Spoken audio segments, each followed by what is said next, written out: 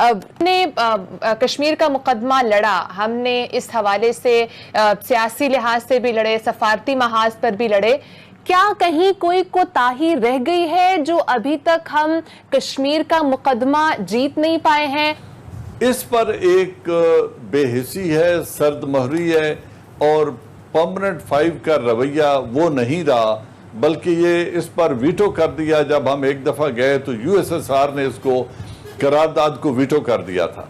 उसके बाद से फिर कभी ये करार दोबारा टेबल नहीं हो सकी, ये करारदाद, क्योंकि इंडिया की तरफ झुकाव रहा, कारोबारी ज़रूरियात की वजह से, स्ट्रेटजिक ज़रूरियात की वजह से, बड़ी मार्केट और पॉलिटिकल इन्फ्लुएंस की वजह से यूरोप का और इन परमानेंट 5 का झुकाव उनकी तरफ रहा। और चीन जो एक ग्रोइंग पोजीशन में था 48 ऑनवर्ड, वो अपनी मईशत को डेवलप कर रहे थे और वो भी कोई वाज़ेह पोजीशन लेने से कतराते थे। तो इस वजह से पहले तो कोई हमें बड़ी कामयाबी इस पर हासिल नहीं हो सकी। जो 2-3 जंगें हुई इसमें, उनमें भी एक जो बहुत बड़ा फ्लॉ रह गया जिसकी वजह से ये मामला हल नहीं हुआ। जो जंगें पाकिस्तान की तरफ से की गई, उनके लिए माहौल इसी वजह से कश्मीर के अंदर कभी साजगार नहीं रहा।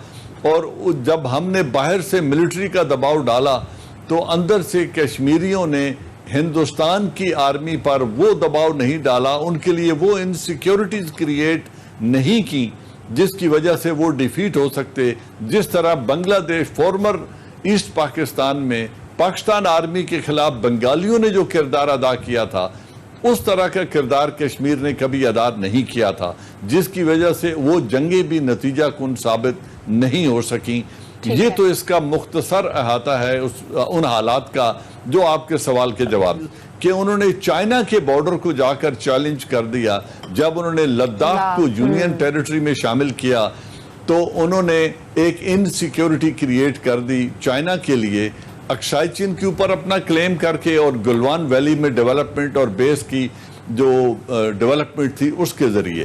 प्रेसिडेंट मुशर्रफ का दौर था, उससे बात बहुत आगे जा चुकी है। ठीक, उस वक्त जो वाजपेयी गवर्नमेंट थी वो इसको एक हल तलब मामला तस्लीम करते थे कि कश्मीर एक डिस्प्यूटेड रीजन है, इसके ऊपर यूएन रेजोल्यूशंस हैं और हमने मिलकर इसका हल तलाश करना है। बायलैटरलिज्म का दरवाजा उन्होंने बंद नहीं किया था। ठीक, अब क्या हुआ है?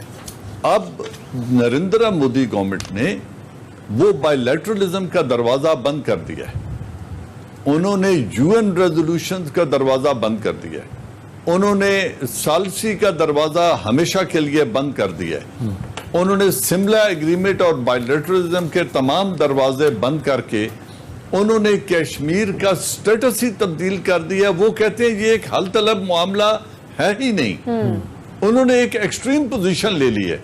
अब इन मामलात में अगर हम कहें कि प्रेसिडेंट मुशर्रफ का सलूशन, तो मेरे समझ में नहीं आता कि अब आप नरेंद्र मोदी गवर्नमेंट को जो आए रोज एक से एक उसका हौसला बढ़ता जा रहा है। उन्होंने नेशनल सिटीजन अमेंडमेंट एक्ट लाया, बहुत शोर शराबा हुआ, वो उससे आगे चले गए। बाबरी मस्जिद को गिरा दिया, उससे आगे चले गए। आज मंदिर की बुनियाद रख दी, एक और कदम हो गया। कश्मीर का स्टेटस यकसर तब्दील करके यूएन को डिसरिगार्ड कर दिया कि United Nation has got to do nothing with it. अब जब एक इतनी हठधर्म और मजबूत हुकूमत है जिसको हिंदुस्तान के अंदर कोई रेजिस्टेंस नजर नहीं आती और असेंबलियां दोनों लोकसभा एंड राज्यसभा उनकी पूरी पजीराई कर रही हैं और वहां की अदलिया भी उनके रास्ते में रुकावट नहीं बन सकती, तो इस तरह की एक्सट्रीमिस्ट गवर्नमेंट को आप नेगोशिएटिंग टेबल पे कैसे लाएंगे? या फिर आप इतनी दलेरी करें जिस तरह ईस्ट पाकिस्तान में इंदिरा गांधी ने की थी। ईस्ट पाकिस्तान डिस्प्यूटेड टेरिटरी नहीं था। ईस्ट पाकिस्तान पाकिस्तान का हिस्सा था, इंटीग्रल। वहां पे पॉलिटिकल अनरेस्ट था। यूएन का कोई रेजोल्यूशन उसके अगेंस्ट पास नहीं हुआ था। तो हिंदुस्तान ने उस वक्त इसको बहाना बना करके अंदर बहुत जुल्म हो रहा है, हम तमाशाई नहीं बन सकते नेबरहुड में बैठ के, उन्होंने रूस के यूएसएसआर के साथ एक मुआहदा किया और फौजकशी कर दी। दुनिया की किसी मुल्क ने उसको नहीं रोका। ठीक है। ये एक स्टेटमेंट सत्ता अजीज साहब को, हमारे फॉरेन मिनिस्टर भी, फॉरेन मिनिस्टर भी रहे हैं, वो कहते हैं कि जब एक दफ़ा बात हो रही थी उनसे, जब कारगिल हो गया, हमने कारगिल किया, वो कह लेंगे ये प्लान ये किया गया था कि हमने सोचा कि 84 में सियाचिन पे हिंदुस्तान आ गया था, चुप करके बैठ गया था, हम भी कारगिल कर लेंगे तो हिंदुस्तान की तरफ से कोई रिएक्शन नहीं आएगा, लेकिन बड़ा भरपूर रिएक्शन आया। तो आपके ख्याल में क्या गलती थी कि वो ज़ियाउल हक के ज़माने में हम खामोश हो गए थे, बोले नहीं सियाचिन पे, जो हमें रिएक्ट करना चाहिए था इसको वापस लेने के लिए? उस वक्त एक डिप्लोमेटिक फेलियर हुआ, क्योंकि हम 1984 में अमेरिका की लेड वॉर लड़ रहे थे अफगानिस्तान में यूएसएसआर के खिलाफ। हम वहां कमिटेड थे और ये सब खून मार के वहां घुस गए थे।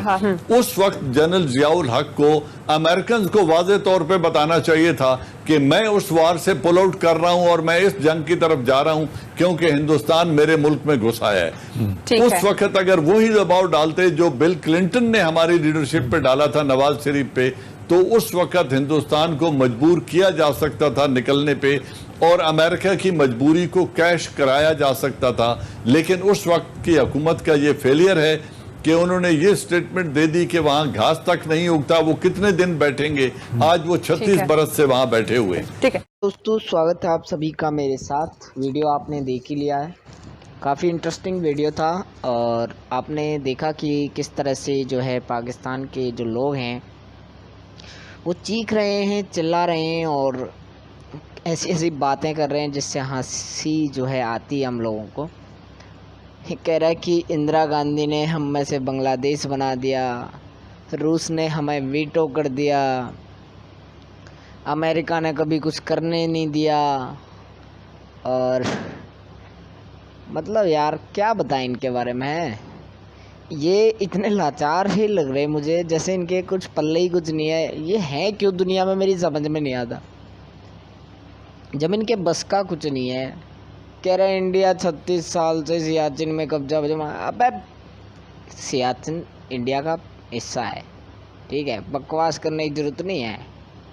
कब्जा जमा के बैठे, कब्जा तो बेटा पीओके पे तुम लोगों ने जमाया हुआ है। जो इसके बाद अब इंदिरा गांधी ने तुमसे पूर्वी पाकिस्तान लिया था, वो तो जब ले लिया था जब इंडिया उस पर कोई क्लेम नहीं करता था या कुछ नहीं करता था, और ना आज तक हमने बांग्लादेश के बारे में कोई क्लेम किया है। तो वो तो इंदिरा गांधी ने जब तुमसे अलग कर दिया, तो पीओके और गिलगित बाल्टिस्तान तो बहुत छोटी चीज़ है, इसको तो इंडिया अपना मानता है। जब दूसरे के लिए, दूसरे के सुख के लिए इंडिया इतने हद तक जा सकता है, इतनी बड़ी जंग लड़ सकता है, तो यार ये तो अपना हिस्सा है। पाक ऑक्यूपाइड कश्मीर और गिलगित बाल्टिस्तान तो हमारा हिस्सा है। इसके लिए सोचो हम क्या करेंगे। Thank you.